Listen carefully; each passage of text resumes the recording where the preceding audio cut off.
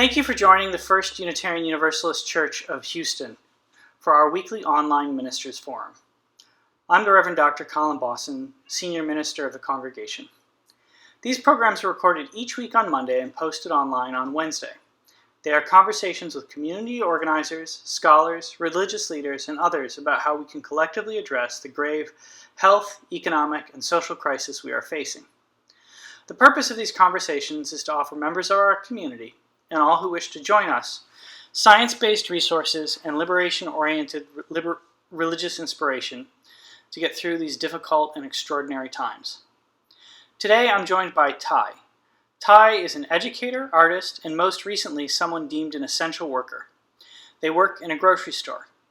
This past month, in light of the global pandemic, they have been organizing with the industrial workers of the world for union representation at their workplace. They've been part of local and national groups that support LGBTQ and immigrant communities, and they were part of informal groups that raised funds for people arrested while protesting the inauguration of Donald Trump as part of the Disrupt J20 movement. For those of you who are with us for the first time, let me say a few words about Unitarian Universalism. We are a religious tradition that celebrates the possibility of goodness within each human heart, the transformative power of love, and the clarifying force of reason. We believe that we need not think alike to love alike. We hope that you find these forums a source of connection, hope, and clarity. Ty, thank you for joining us. Could you start by talking about where you work? Yeah, thanks for having me. I work at a co-op grocery store in Chicago that is democratically owned, so the people who shop there are the people who own it, and that essentially entails that they get a say in what we sell there, how we operate, the different programs we integrate into the shop. So it's not a big chain. It's a small, I guess what consumer cooperative is, right? So it's not owned by the workers. It's owned by the shoppers, the consumers. Yeah, essentially. Yeah, there's just one store. People who work there can own a piece of the co-op as well. There's a few employees who are owners too.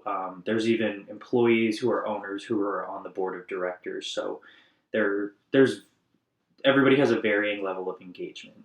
So it's different than, say, Kroger's or Trader Joe's or someplace like that. Yeah, definitely. To some extent. To some extent. So how has the pandemic changed the dynamics at work?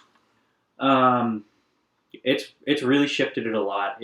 It's really like each week since this has started, the pandemic. In the beginning, it was really overwhelming. There was a line around the store. Nothing could stay on the shelves because people were hoarding goods and supplies, and it was really putting a big strain on all the workers. On an average Monday, we might get an order for, between $8,000 and $10,000 worth of goods, and that's, translates to 3 pallets in a delivery. But for the first week of this, I think we were getting like between $30,000 and $40,000 orders, and that was like 9 or 10 pallets for 3 people to work through in a day.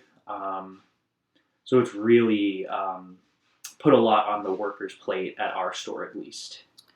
So, have you been issued like protective gear by the co-op, or how's it changed the sort of safety dynamics at your workplace? Well, initially, when this was all starting, there weren't really any procedures in place. We weren't limiting the capacity of the store, so sometimes there was like 40 or 50 people in the store, which we've now learned is really dangerous for this kind of situation, and we've now limited capacity to between 15 and 20 people. Safety procedures from management-wise, they did start to take sanitation more seriously and provide us with rubber gloves, and owners and other customers have been giving us face masks to use. I know eventually we're going to be getting total face shields. But that was part of the reason that we started organizing in the first place, was because we didn't think the safety precautions were adequate enough. So us beginning to organize, I think, really pushed management to take it more seriously than they had been initially. So how have you gone about organizing? Well, even before this all started, there was plenty of problems at the shop, and I think a lot of people were frustrated, but maybe not frustrated enough to do anything about it. But then, once we realized that the store was, in sometimes in a day making as much as they made in a week because of people panic shopping. The way that management communication broke down even more than it had before, I think a lot of us got really fed up with that. So we kind of started talking more about, like, how do we get a higher pay? Like, what are they doing to make sure we're safe?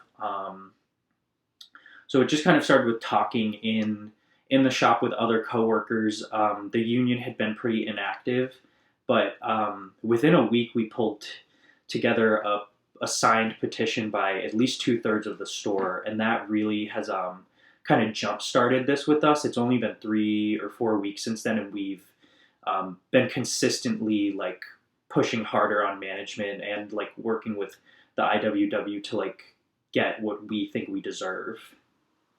So why do you think it's so essential, or so important for essential workers or people deemed essential workers to organize at this time?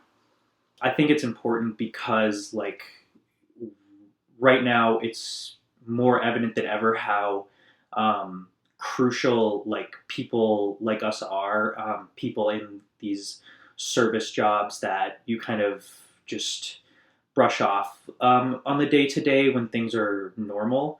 But now we're really serving the community. We're really keeping people's lives, like, as best we can, as normal as they can be by, providing them with food, just like a bare necessity. So I think that it's really the time for people like us to be asking for more and asking for what we deserve, because without, grocery stores and doctors and nurses, people day to day would, like, not get the services they need, if that makes sense. Yeah, sure. So, I mean, the part of the thing that the crisis is making apparent is, like, who really is needed to make society function on some level. Absolutely. I mean, that's on some of this whole idea of essential workers, and it's it's unfortunate.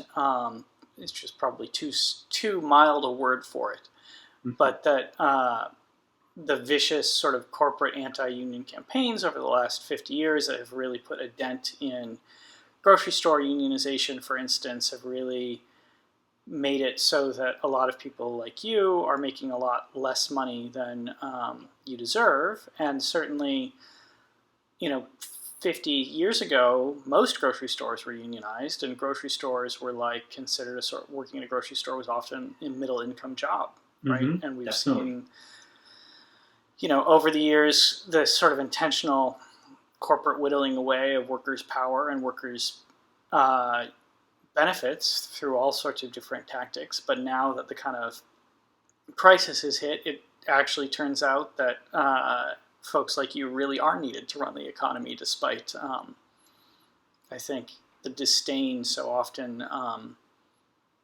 business management and corporations have treated folks with. Absolutely. So, I mean, now that you're, I think, realizing your collective power, I'm curious about what you're hoping to win. Well, to backtrack a little, we started off with, I think, a really strong victory. As I think I mentioned earlier, we submitted a letter, more of a petition, to management about a week into the pandemic, just kind of bringing to light the inadequate measures they've been taking for our safety, and also with communication about their plans for dealing with the pandemic.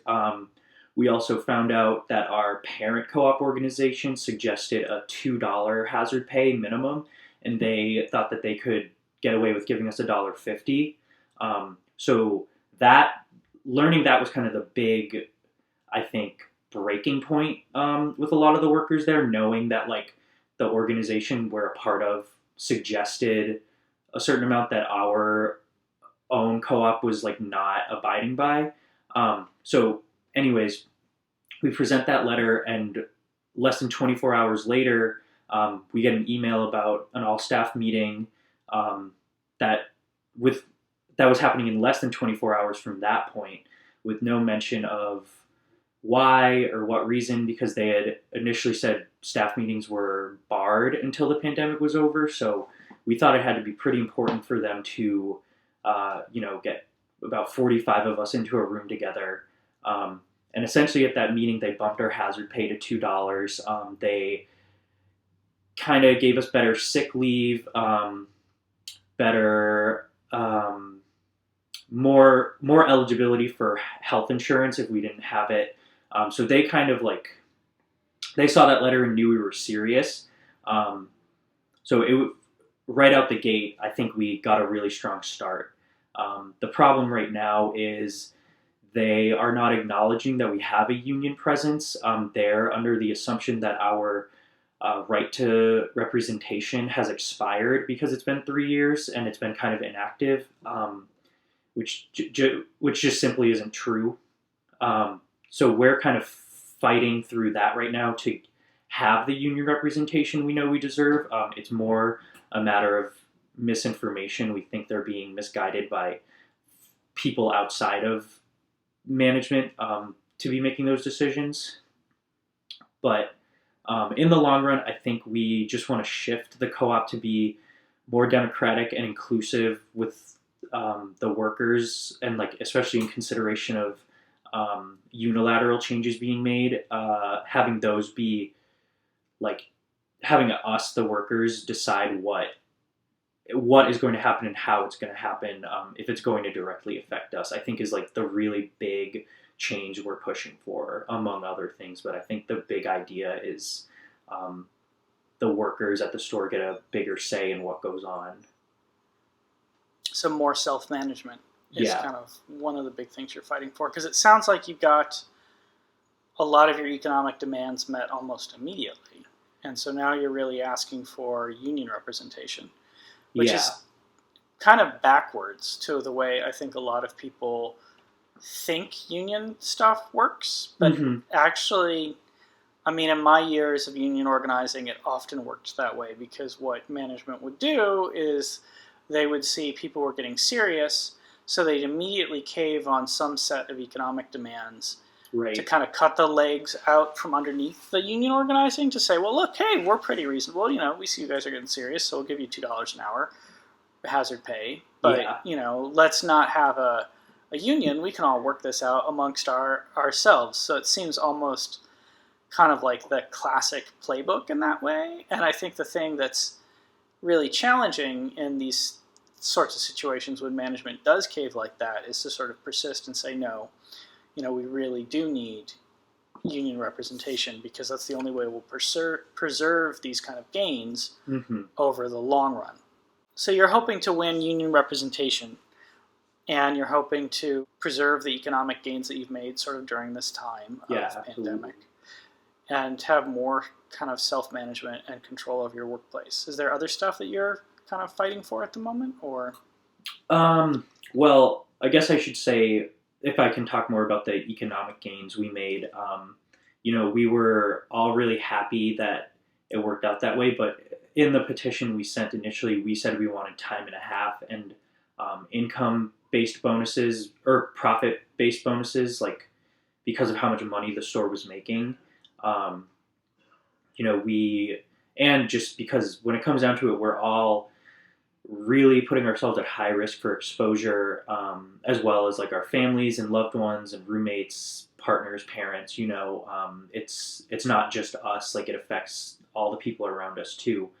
So like you said, they kind of sidestepped us by, with no mention of any letter or union organizing. They just said, we're doing this because we think you deserve more, because we're good people, we're kind. And it's yeah, that's a nice gesture, but you wouldn't have, gritted your teeth through that decision. You did not want to do that, but you're doing it because you see that, the majority of the store is saying they're unhappy.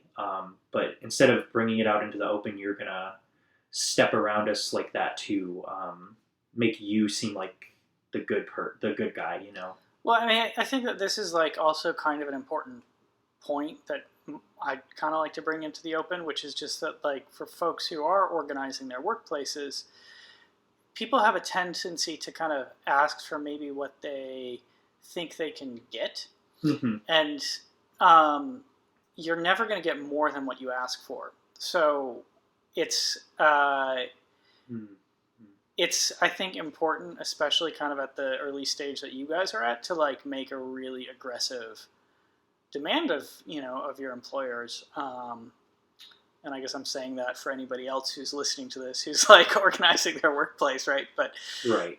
Because if you're like, well, we really need a $3 an hour raise or $2 an hour raise, and you ask for that, Mm-hmm. your employer's gonna be like, come back and be like, well, we'll give you $1.50. Yeah, exactly. Or we'll give you $1. I mean, I always encourage people to ask like 50% more than they think they need in these situations, Mm-hmm. hoping that they'll like come back to the, they'll end up kind of closer to what they need, rather than right out the gate being like, yeah, well, we need $2 an hour, so that's what we're gonna ask for. It's absolutely true too that it's one of the things about being an essential worker at this time is like anybody who's actually kind of keeping the rest of us fed, or with healthcare, if we have access to healthcare, I mean, is literally putting their lives at risk. I mean, I see like maybe 4 people a week, right? Yeah, definitely. And like you probably see 400 people a day, something like that, I would guess. Yeah, I'd say at least 200 people a day, like in the store itself, because there's like a line down the street to get in now because we're limiting the capacity. So it's definitely in the multiples of hundreds at this point. Right. I mean, and so, that's putting yourselves at some considerable risk. Asking for $2 an hour is not, I mean, even from the sort of most conservative perspective, it shouldn't be unreasonable given that you're like literally putting your guys' lives at risk and the lives of your loved ones. Right. So, I guess another question I'd have, unless you want to talk, there's something more you want to bring up right now, is simply, what have you learned from organizing that you'd like to share with other people who are interested in organizing their workplaces? The biggest thing I've learned is to just like keep talking to people. Once this letter got sent, I kind of made it a point to start asking other workers like what they thought about the $2 raise, and to ask them if they know like that we submitted a letter, and just to try and get the conversation going in the workplace about like what is like wrong with the way management is navigating the situation. So I guess the biggest thing I'd say is like just talking to your workers, and keeping the conversation going outside of work, and giving everybody a role too, so that everybody can help if they want to. I think has been 2 of the like biggest things for me.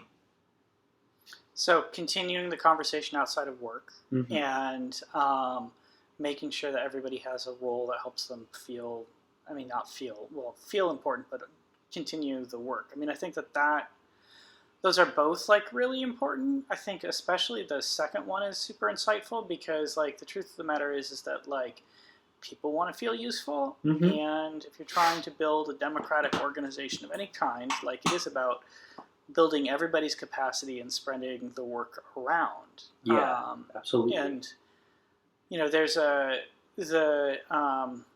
I don't know if you've talked to MK, probably not because he's in LA, but he's an IWW organizer who I've been friends with for a long time. And he has this great saying that says, everybody is important, nobody is necessary. And that's like kind of the goal of our organizing, right? Is that we want like everybody to have a job that's like really important, mm-hmm. and is furthering our collective efforts. But we also want to have a kind of organization where if somebody drops out, or like in your case gets sick, the organization is not going to grind to a halt. People Yeah. are going to kind of pick things up and continue along. I do want to make, and I realize I'm talking a little bit more than I normally do with these forums, but No, it's fine. I do want to make a quick sort of public service announcement here too. Also, I'm sure that the folks who you're organizing with have probably told you this, but the National Labor Relations Act says that concerted activity, which is sort of protected activity for labor unions, Mm-hmm. is any two workers working together to improve their workplace. So it's not about union certification or anything like that. It's really, do you have two or more workers who are coming together to improve their workplace? If the answer to that is yes, then you are afforded the protections of the National Labor Relations Board. Oh, I did not know that. Yeah, it's very important to know. So, like, if management tries to retaliate against anybody, and you want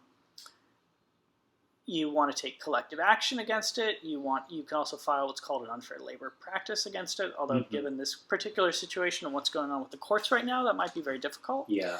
And also, the Trump administration is trying to go after the National Labor Relations Board very hard right now. It's one of their, alongside environmental protections, they're really trying to gut the few workplace protections we have. But nonetheless, within a legal sense, if you have two people or more, you are afforded protection. The certification thing basically says if a union wins a union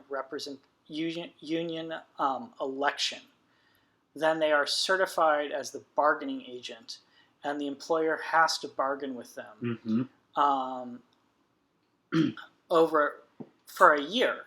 Now, it doesn't say anything about what the outcome of that bargaining is supposed to be. And so one thing employers will often try to do is run down the clock. So you'll have a union election, and then they'll just completely block things. So it's very hard for you to get to that first contract. Mm-hmm. And then they'll be like, well, the union was voted for but never certified, so there's no union here. Harvard University, where I did my PhD and was one of the 5 people who started the Harvard Graduate Students Union, has been doing that. We won our union election in 2016, I want to say, and they have been, or maybe it's 2017. Anyways, 2017, and they've spent the last 3 years sort of blocking negotiations for this very reason. Mm-hmm. So oftentimes, the sorts of things that you're doing, presenting demands to your employers with a letter or taking some kind of small or even large direct action at your shop, has more effect in terms of actually winning demands than trying to go through a formal contract negotiation. Yeah, and we've been trying a balance of both. I'm pretty sure in 3 weeks they've racked up 3 or 4 unfair labor practices that are all been submitted. But each week since we submitted that letter, we've done something. Last week we did a march on the boss where me and I'd say 10 to 15 other workers, some of who weren't even working that day, showed up, and we called the general manager out to the shop floor, and we gave her a petition to reinstate a coworker that she had fired a few months ago, as well as further demanding her agreement to bargain with us, which is kind of when the news got broken she broke the news to us that she doesn't think we're union certified, which is why she doesn't have to work with us on this. And actually tomorrow we're organizing a phones app, so we hope that the phones will be ringing off the hook all day tomorrow. We're hoping that by continuing to put pressure on them that they're going to fold eventually, because we know that they're under a lot of pressure right now and stress just dealing with the pandemic. I mean, I don't think they're as stressed as we are, but we could tell at the staff meeting they called after the first petition that they were really worried and shook by what we did. And even last week handing in that that other petition, like our manager was very worried about it. So, and you can even tell at this point that a lot of the managerial people, they are not speaking to us as much as they would, because I think they're worried about saying something they shouldn't. Well, that's good that you're in a position where you feel like you've got some strength. Because I think that right now for like grocery workers especially, but other essential workers, this is really probably one of the few moments that we'll see in our lifetimes where folks like you can kind of get back into having real solid middle income jobs again. Yeah, I totally agree. Seeing this moment. So I hope that, one of the reasons why I wanted to talk to you, or, talk to a grocery worker, but was because I think that it's really important for people to know that and to be thinking about that. It became pretty evident to a lot of people. I just think in the country and like workers in general that like this is a really important moment for just like the working class in general to like kind of try and take back something that they can hold on to. But it's an uphill battle because, like you said, there's been so much just like anti-union things going on for longer than I've been alive that have really kind of soured people to the idea of unions, and just even people in these like essential jobs, how they're kind of like looked down upon. So I think we have a lot to push back against, but this is like the right opportunity. So we're almost out of time, but I thought I'd ask you to talk a little bit about the Industrial Workers of the World, which is the union you're organizing with. I think the part that I've really liked about it and that was always appealing was that, all of the power, or for the, most of it is like in the people working in the shop. Like they kind of just help us have that power over management. And from what I understand, like the 50-50 bargaining power that they give us is like really probably one of the more alluring things. I might be butchering exactly what like that aspect of it, but I just think the way that they give majority power to the worker is like probably the most important part and what sets them apart from other unions. Yeah, I think that it's really a sort of ideal of having a radically democratic union where the workers at a given workplace are the ones making decisions about what most impacts their lives, right? I actually don't even know. So whatever organizer you're working with, they don't know the health and safety conditions of your workplace as well as you do. Right. Right? Like no matter how tied into things they are. You guys are the ones who really know that, and so you're the ones who should be making decisions about health and safety things rather than somebody who doesn't work there. Totally. So, do you have any closing thoughts for us? I would just say if you're organizing, just like keep fighting for what you think you deserve, and solidarity and power to everybody else, like who's in the same battle we are right now.